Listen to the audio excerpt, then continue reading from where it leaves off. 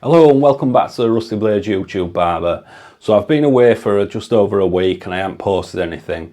I have done a video, so that is the video what's going to be put up today. It's done on the chest cam again.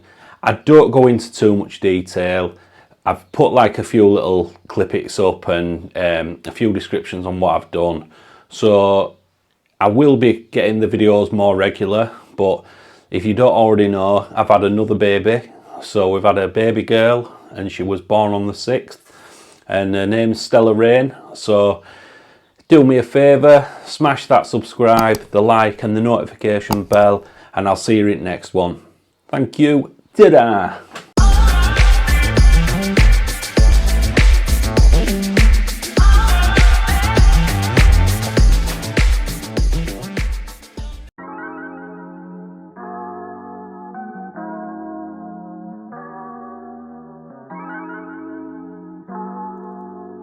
Damn it, Tito.